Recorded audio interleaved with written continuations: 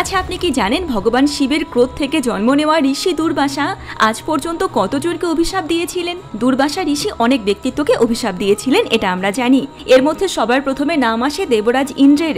দেবরাজ ইন্দ্রের হাতি ঐরাবত যখন ঋষি দুর্বাসার আনা মালা ফেলে দিয়েছিল, তখন তিনি দেবরাজ ইন্দ্রকে ঐশ্বর্যহীন হওয়ার অভিশাপ দিয়েছিলেন। এরপর মহাকবি কালিদাসের অভিজ্ঞান শকুন্তলম থেকে জানা যায়, একবার ঋষি দুর্বাসা শকুন্তলাকে অভিশাপ দিয়েছিলেন যে তার স্বামী তাকে ভুলে যাবে। এছাড়া তিনি তার নিজ স্ত্রী কাণ্ডালিকেও ভস্ম হয়ে যাওয়ার অভিশাপ দিয়েছিলেন, কারণ তিনি তার কথার বিরোধিতা করেছিলেন।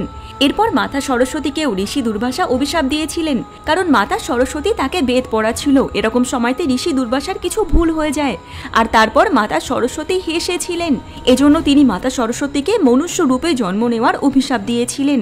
এরপর ভগবান শ্রীকৃষ্ণের স্ত্রীকে 12 বছর ভগবান শ্রীকৃষ্ণ থেকে দূরে থাকার অভিশাপ দিয়েছিলেন, শুধুমাত্র এজন্য যে তিনি তার অনুমতি ছাড়া জল পান করে নিয়েছিলেন।